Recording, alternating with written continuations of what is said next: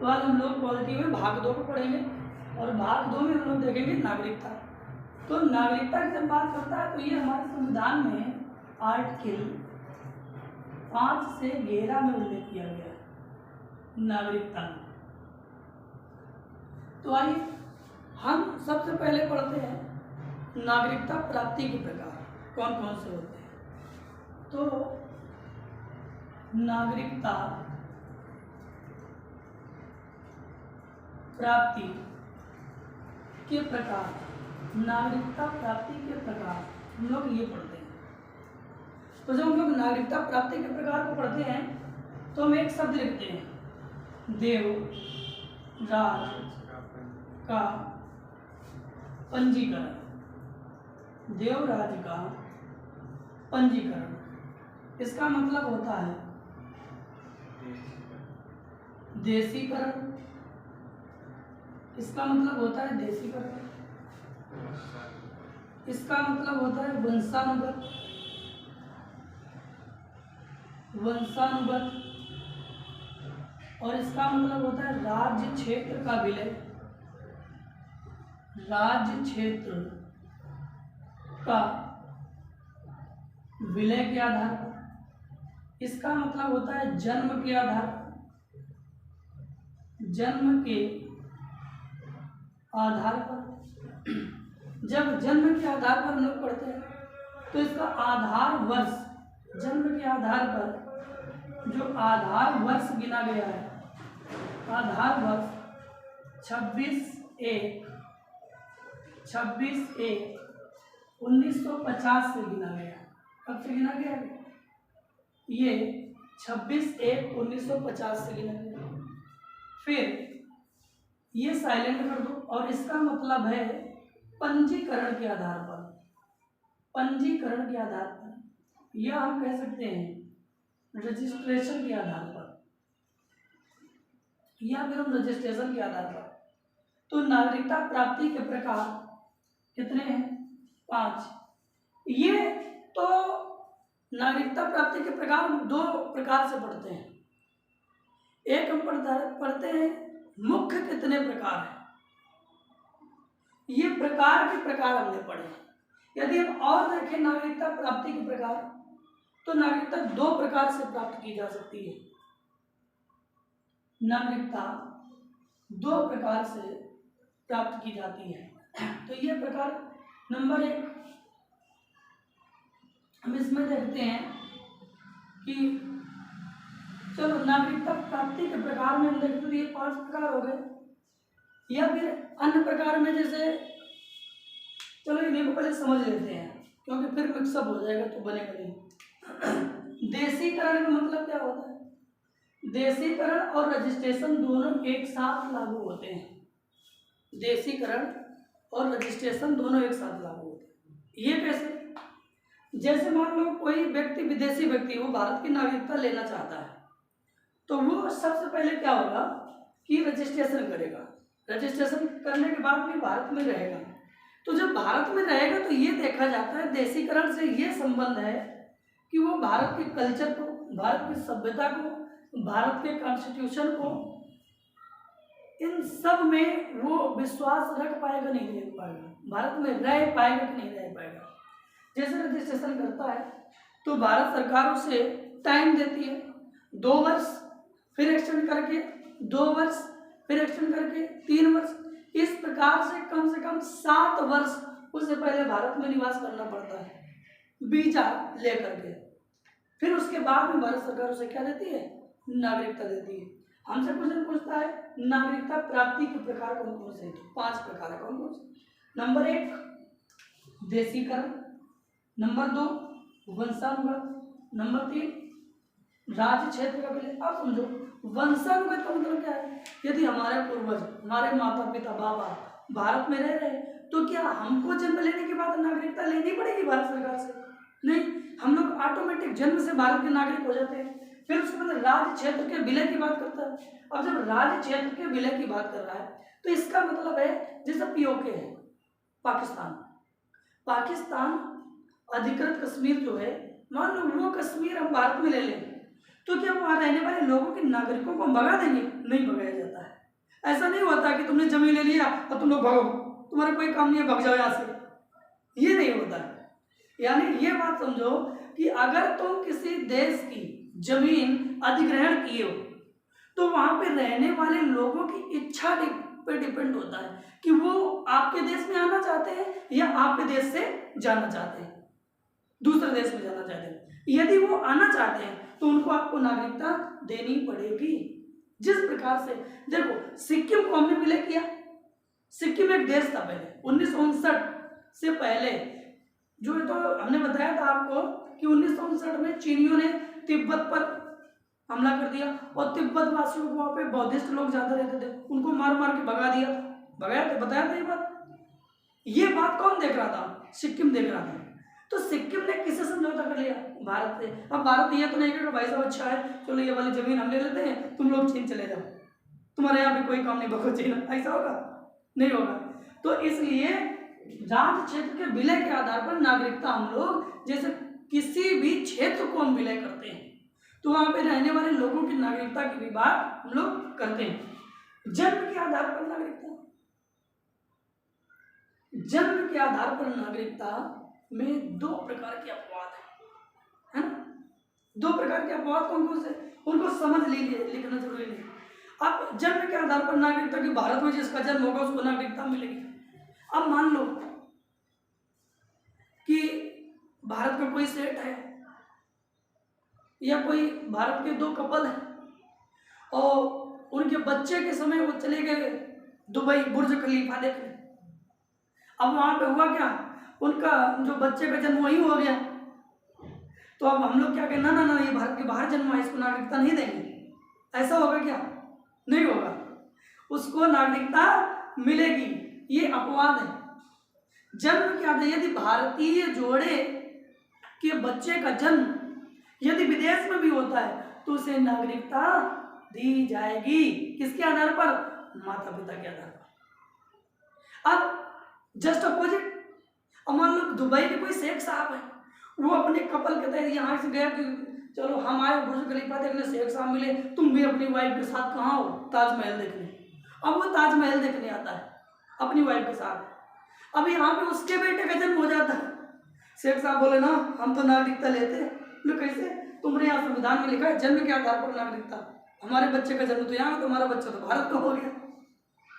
तो ये अपवाद है, किसी विदेशी जोड़े के बच्चे का जन्म भारत में होने से उसे भारत का नागरिक नहीं माना जाएगा, उसे भारत की नागरिकता नहीं मिलेगी। बात समझ में आ रही है? और रजिस्ट्रेशन तो आपको बता दिए। एक माइनर बात बताओ, नागरिक और निवासी में क्या अंतर होता है? अगर आप लोगों से पूछे नागरिक और निवासी में क्या अंतर है तो आप क्या बताएंगे? देखो, एक नागरिक निवासी हो सकता है, लेकिन एक निवासी जरूरी नहीं है कि नागरिक हो। नागरिक वह व्यक्ति होता है जिसको भारत सरकार की नागरिकता प्राप्त है, जिसको वोट देने का अधिकार है, वो क्या है? नागरिक। जिसको सरकार की सारी सरकारी सुविधाएं प्राप्त हो सकती है, वो क्या है? नागरिक।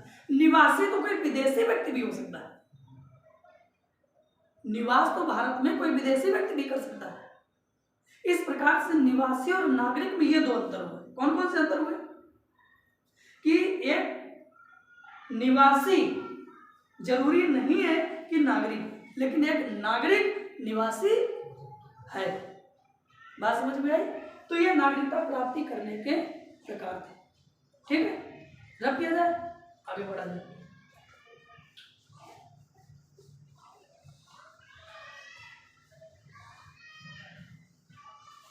अब इसके बाद में हम लोग देखते हैं नागरिकता समाप्ति के प्रकार कौन कौन से हैं। कौन से? नागरिकता समाप्ति के प्रकार, नागरिकता समाप्ति के प्रकार।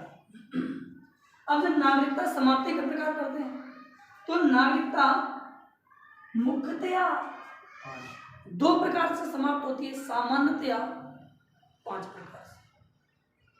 मुख्यतया और सामान्यतया दोनों में अंतर है।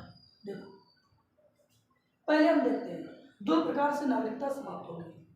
नंबर एक, नागरिकता का त्याग व्यक्ति स्वयं कर दे। नागरिकता का त्याग, तीन प्रकार लिखो। नागरिकता का त्याग करना। अब त्याग कौन करेगा? जिसको मिली होगी वही त्याग करेगा। व्यक्ति अपनी नागरिकता स्वयं त्याग कर दे। नंबर दो, किसी दूसरे देश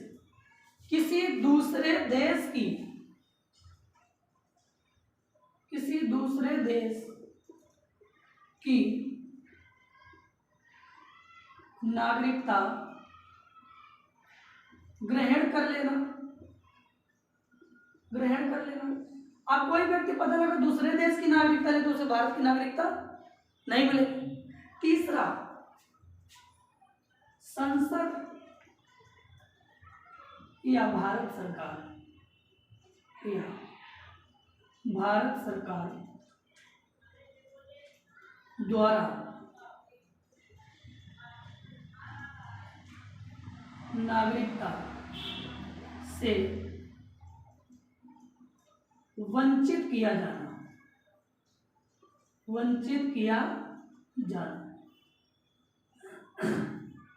तो नागरिकता के कितने प्रकार हो गए? तीन प्रकार हो गए। ये कौन से प्रकार है? समाप्ति के। अगर आपसे पूछे कि नागरिकता समाप्ति के कितने प्रकार? तीन। अब इसके 5 प्रकार और होते हैं। किसके कितने प्रकार होते हैं? संसद द्वारा या भारत सरकार द्वारा नागरिकता समाप्ति के जो प्रकार होते हैं वो 5 प्रकार और होते हैं। अब ये इसके बाद हम लोग ये 5 प्रकार पढ़ते हैं, फटाफट नोट कर लो।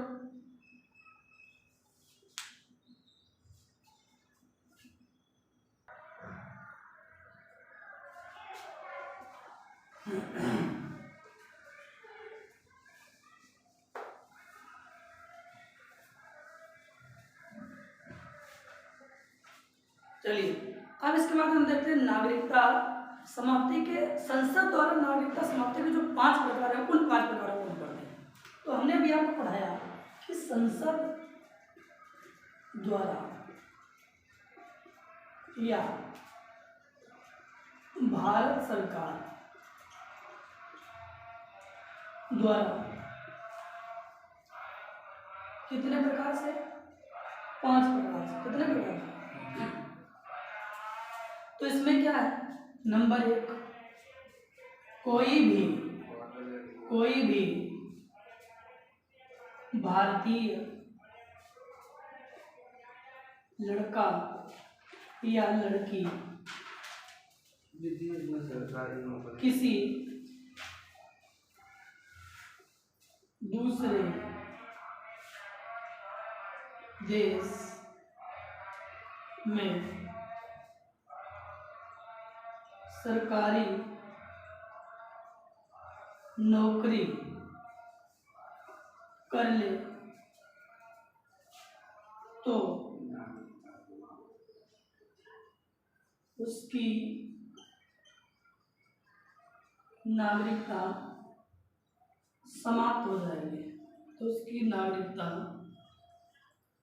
समाप्त हो जाएगी। नंबर 2, कोई भी भारतीय लड़की या लड़का किसी विदेशी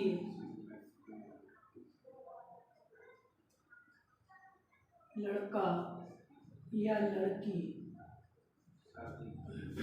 से शादी कर ले और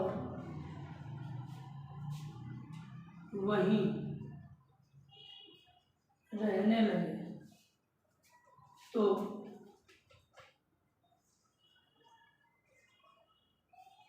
नागरिकता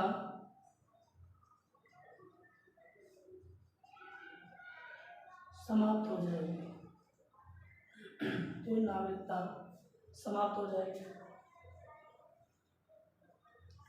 नोट करो, फिर हम आगे चले।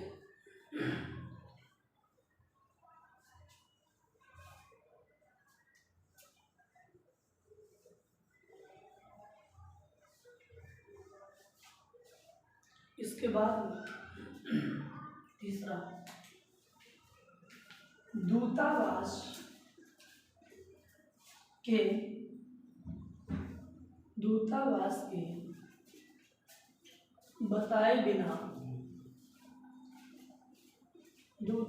के बताए बिना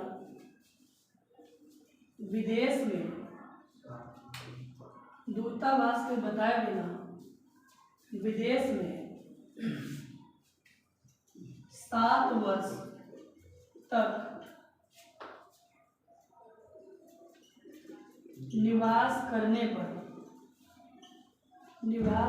पर व्यक्ति की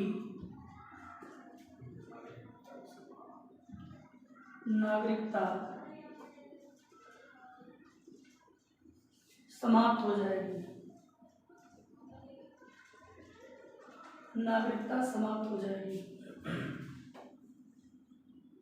नोट करिए जल्दी, नीचे बात कर दे। नागरिकता समाप्त हो जाएगी।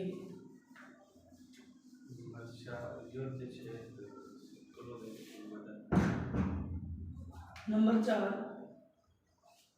युद्ध काल के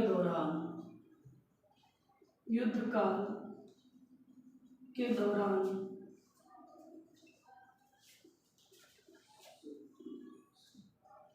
शत्रु देश की मदद करने पर व्यक्ति की नागरिकता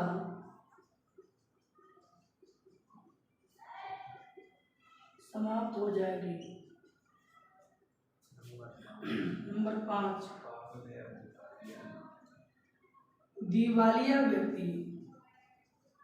दिवालिया या पागल व्यक्ति की नागरिकता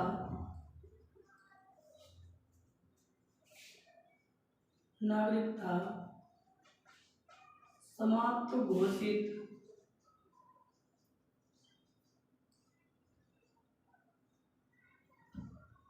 मानी जाती है। ये 5 प्रकार थे नागरिकता समाप्ति के। कितने प्रकार थे? नागरिकता समाप्ति के ये 5 प्रकार थे।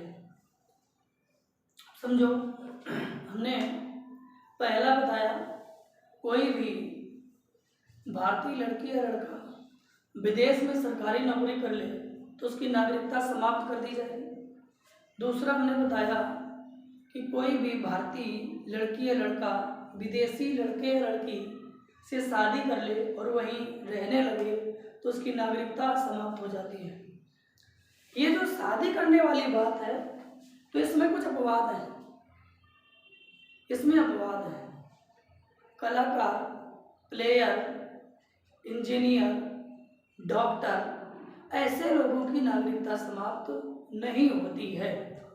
जो इंटरनेशनल लेवल तक काम करता है, जैसे खिलाड़ी हो गया, कोई कलाकार हो गया, जैसे प्रियंका चोपड़ा है, तो उसकी नागरिकता नहीं समाप्त होगी। कोई वैज्ञानिक है, उसकी भी नागरिकता समाप्त नहीं होगी।